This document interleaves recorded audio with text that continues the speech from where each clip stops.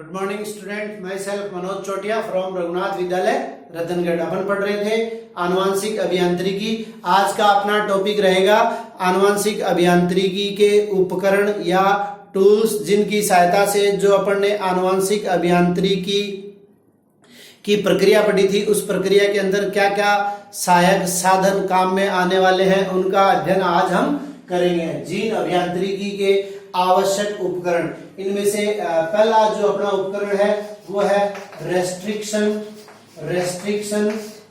Endonuclease enzyme या सीमाकारी अंतः enzyme.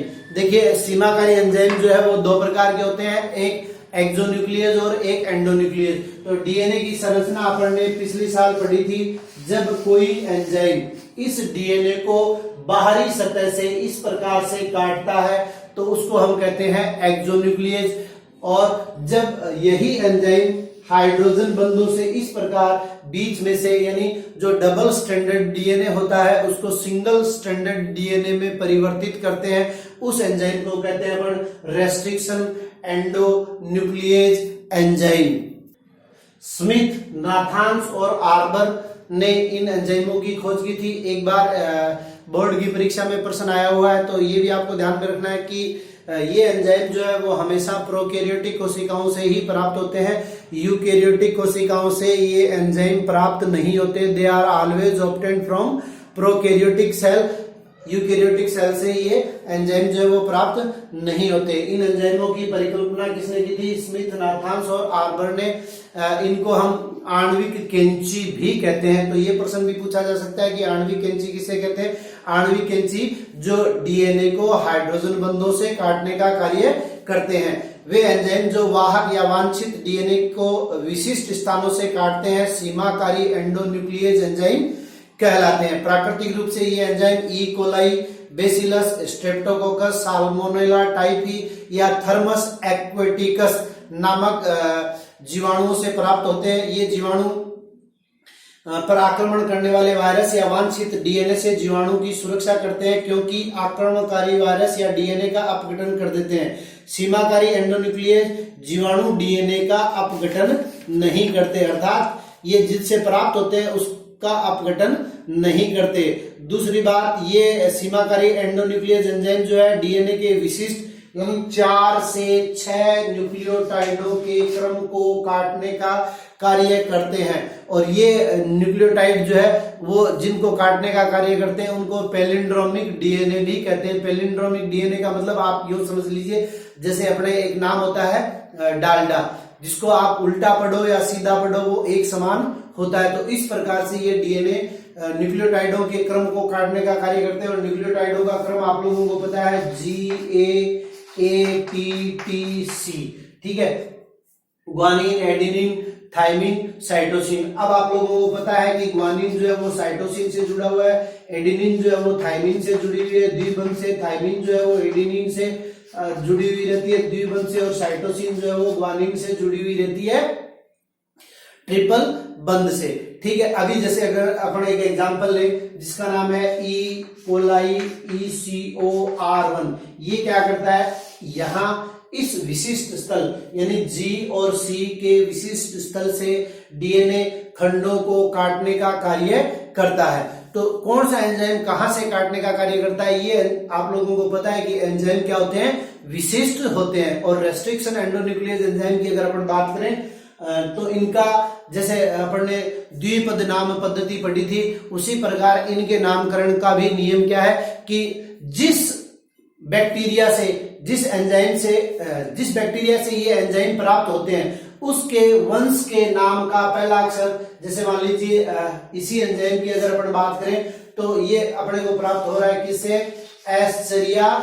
एस्चेरिया coli से प्राप्त हो रहा है। तो सबसे पहले वंश के नाम का पहला अक्षर, और वो भी कैपिटल में, और जाति के नाम के 2 अक्षर वो भी स्मॉल लेटर में। इस प्रकार से इस एंजाइम का नाम लिखा जाता है। और आर जो है ये क्या है? ये इनका प्रभेद है, स्ट्रेन है कि कौन से एस्चेरिया कोलाई से ये प्राप्त हुए। और जिस बैक्टीरिया से ये प्राप्त होते हैं उस बैक्टीरिया से कितने एंजाइम प्राप्त हो, जैसे मान लीजिए एक ये एंजाइम प्राप्त हो रहा है जो जी से सी के मध्य इनको काटने का कार्य करता है, कोई एंजाइम ए और ए से एडिनिन से काटने का कार्य करता है, या थाइमिन एडिनिन से काटने का कार्य करता है। उस प्रकार भिन्न भिन्न प्रकार के एंजाइम ये होते हैं। और किसी एक बैक्टीरिया से कितने एंजाइम प्राप्त हुए हैं उनके आधार पे उनकी संख्या को इसके आगे रोमन में लिख देते हैं, जैसे ECOR1, ECOR2, ECOR3, यानी एस्चेरिचिया कोलाई से अब तक 3 एंजाइम प्राप्त हुए हैं। अब तक कुल 230 के लगभग रेस्ट्रिक्शन एंडोन्यूक्लियस जो है वो प्राप्त किए गए हैं। तो ये क्या है, रेस्ट्रिक्शन एंडोन्यूक्लियस एंजाइमों के नामकरण की विधि है। इसके अलावा जो अन्य एंजाइम काम में आते हैं वो मैं आपको बोर्ड पे लिख के बता रहा हूं। आरएनए पर निर्भर पॉलीमरेज, डीएनए पर निर्भर पॉलीमरेज, लाइसोजाइम, एल्केलाइन फास्फेटेज, या क्षारीय फास्फेटेज, और छठा है लाइगेजेस। अब देखिए छठे से स्टार्ट करते हैं। लाइगेजेस, जब दो अलग अलग डीएनए खंडों को तोड़ लिया जाता है, या यूं कहें आरडीएनए का निर्माण करना है, तो दो डीएनए खंडों को आपस में क्या करेंगे, जोड़ने का कार्य करेंगे। तो जोड़ने का कार्य करने वाले एंजाइम को क्या कहते हैं, लाइगेजेस। एल्केलाइन फास्फेटेज, प्लाज्मिड की अगर अपन बात करें तो प्लाज्मिड क्या होता है, जीवाणु कोशिका में पाया जाने वाला वृत्ताकार अतिरिक्त गुणसूत्रीय संरचना, जिसकी प्रकृति क्या होती है, हमेशा गोलाकार रहने की होती है। तो अगर ये गोलाकार रहेगा, इसको मान लीजिए यहां से अपन ने काट दिया तो ये वापस अपने आप क्या होगा, जुड़ जाएगा। तो इसके अंतर्गत जो वांछित जीन है उसका समावेश करने के लिए इसको वृत्ताकार प्रवृत्ति को दूर करने का प्रयास करेंगे, तभी क्या कर सकते हैं, या इसको रेखीय डीएनए में परिवर्तित करेंगे, तभी हम क्या कर सकते हैं, वांछित जीन को इसमें जोड़ सकते हैं। तो पहले रेस्ट्रिक्शन एंडोन्यूक्लियस एंजाइम के द्वारा इसको काट लिया जाता है, और काटने के पश्चात एल्केलाइन फास्फेटेज से क्रिया करवाते हैं, जिससे कि इसकी वृत्ताकार रहने की जो प्रवृत्ति है उसको दूर किया जा सकता है। लाइसोजाइम आप लोग जानते हैं, लाइसोजाइम क्या करता है, जो बैक्टीरिया की कोशिका भित्ति होती है उसको अपघटित करने का काम लाइसोजाइम एंजाइम करता है, ताकि बैक्टीरिया की भित्ति को अपघटित करके उससे प्लाज्मिड पृथक किया जा सके। उसके बाद में डीएनए पर निर्भर पॉलीमरेज, यह डीएनए टेम्पलेट पर अनुपूरक डीएनए सूत्र के न्यूक्लियोटाइडों का बहुलीकरण करता है। आरएनए पर निर्भर पॉलीमरेज, इनका कार्य आरएनए टेम्पलेट पर डीएनए न्यूक्लियोटाइड को बहुलीकरण करना है। इसका अध्ययन, इन दोनों का अध्ययन जो है अपन डीएनए द्विगुणन की क्रिया के अंतर्गत पीछे की कक्षा में करके आ चुके हैं। अगला अपना जो टूल है वो क्या है, वाहक।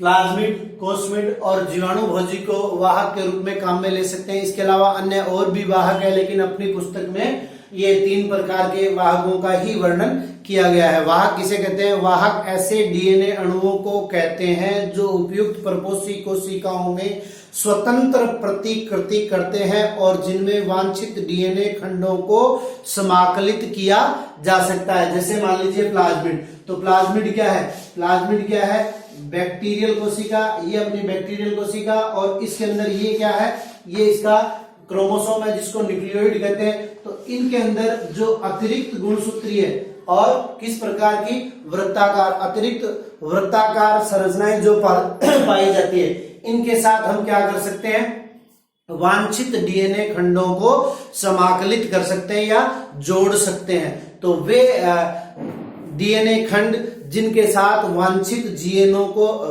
डीएनए को समाकलित किया जा सकता है, वाहक कहलाता है। एक उत्तम वाहक के गुण क्या होते हैं, तो एक उत्तम वाहक के गुण क्या है कि इसका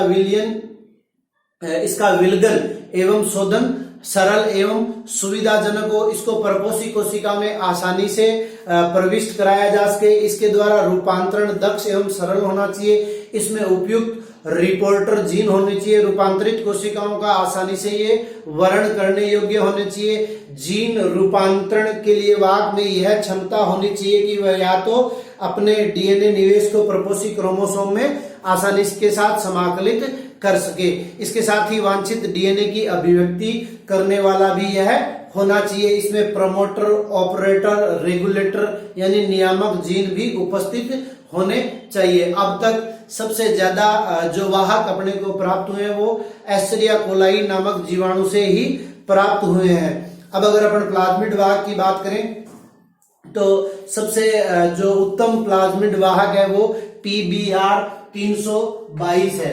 PBr 322, यहाँ PBr 322 क्या है?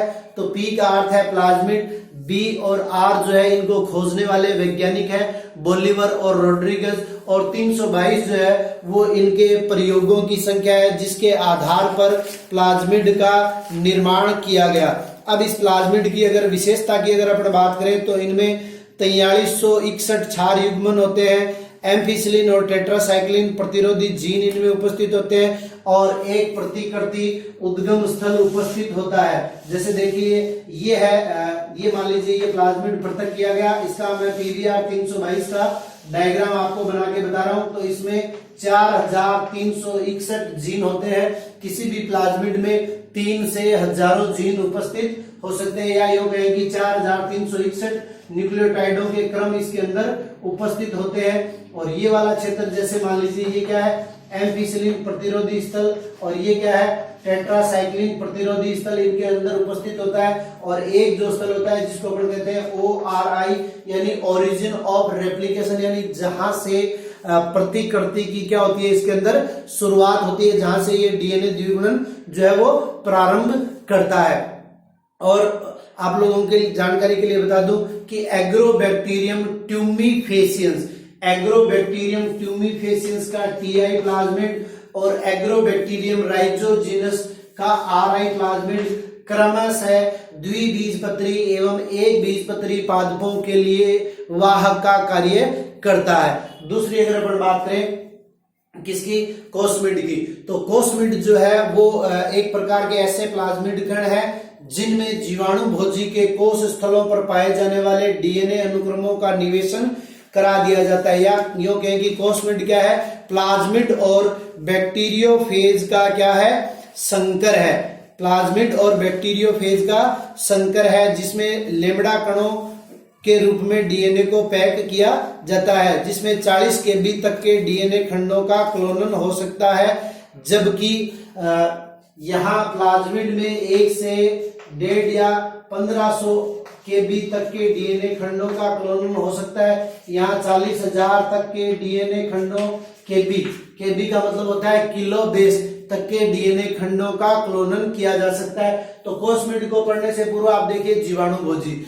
जीवाणु भोजी क्या है? एक विषाणु है, वायरस है, ठीक है। और वायरस के जीवाणु भोजी की संरचना अगर अपन देखें तो इस प्रकार की संरचना जीवाणु भोजी की होती है। ये अपन ने पिछले साल पढ़ा हुआ है। तो जीवाणु भोजी के अंतर्गत क्या होता है? रेखीय प्रकार का डीएनए पाया जाता है। तो इस डीएनए में अपन जैसे ये रेखीय डीएनए, इसमें कहीं पे भी कट लगा के और बीच में लाइगेज एंजाइम की सहायता से वांछित या डिजायर्ड जीन को इसके अंतर्गत आसानी से जोड़ सकते हैं। दूसरा जो जीवाणु भोजी है इसको काम में लेते हैं तो इसके अंतर्गत 20 से 25 kb तक के डीएनए खंडों का क्लोनन हो सकता है। इसमें 40 kb तक के डीएनए का क्लोनन हो सकता है, और इसमें 5 से 25 kb तक के डीएनए खंडों का क्लोनन हो सकता है। अब देखिए जब हम जीवाणु भोजी को काम में लेते हैं किसके रूप में? वाहक के रूप में, तो यहाँ बैक्टीरिया के संक्रमण की संभावना समाप्त हो जाती है। क्योंकि देखिए आनुवांशिक अभियांत्रिकी के जितने भी प्रयोग हैं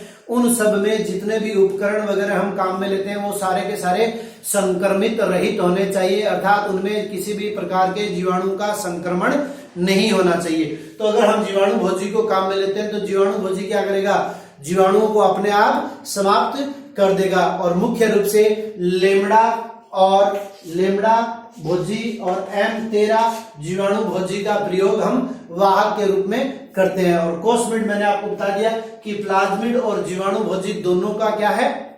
एक संकर रूप है, या हम यूं कह सकते हैं कि कृत्रिम रूप से बनाया गया प्लाज्मिड है जो जीवाणु भोजी और प्लाज्मिड दोनों के लक्षणों को अपने अंदर समाहित रखता है। उसको अपन क्या कहते हैं? कोस्मिड कहते हैं, जो 40 kb तक के डीएनए खंडों का क्लोनन कर सकता है। कई बार ये केबी की फुल फॉर्म भी परीक्षा में पूछी गई है कि केबी कि केबी का पूरा नाम क्या है, तो ये है किलो बेस या जो न्यूक्लियोटाइडों का अनुक्रम होता है उसके आधार पे हम इनका पूरा नाम लिखते हैं। और कोसमिड के अंतर्गत भी क्या होता है कि यही एम्फिसिलिन, टेट्रासाइक्लिन प्रतिरोधी स्थल उपस्थित होते हैं और वृत्ताकार डीएनए के गुण उपस्थित होते हैं और एक ओरिजिन ऑफ रेप्लिकेशन स्थल भी इनके अंतर्गत पाया जाता है। इसके अलावा प्लाज्मिड और बीएसी यानी bacterial artificial chromosome, MACS mammalian artificial chromosomes को भी हम क्या कर सकते हैं, वाहक के रूप में काम में लिया जा सकता है। उसके अलावा वाहक के रूप की अगर अपन बात करें तो एक अपना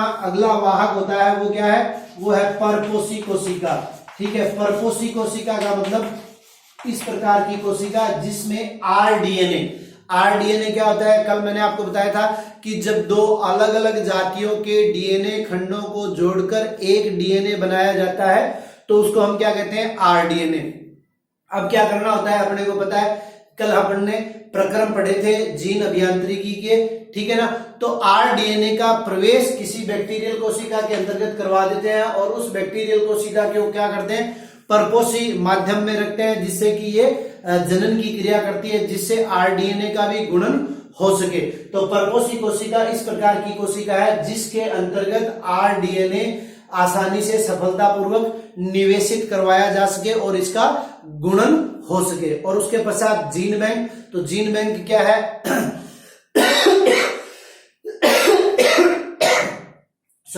जीन बैंक क्या है, तो मैंने आपको बताया था, उदाहरण के लिए कल अपन ने माना था कि किसी एक रोगग्रस्त व्यक्ति के अंतर्गत अपन को क्या करना है, जीन उपचार करना है और एक स्वस्थ व्यक्ति के अंदर से हम वांछित जीन को निकाल कर लाए थे।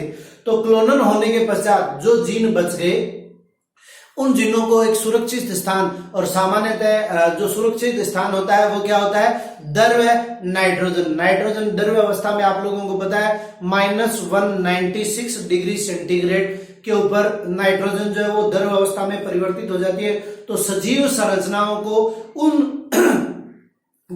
द्रव नाइट्रोजन के अंदर सुरक्षित रख सकते हैं, यानी डीएनए की जो अतिरिक्त मात्रा बनी है उस मात्रा को हम द्रव नाइट्रोजन के अंदर सुरक्षित रख देते हैं, जिसे हम क्या कहते हैं, जीन बैंक। तो परपोषी कोशिका वह कोशिका जिसमें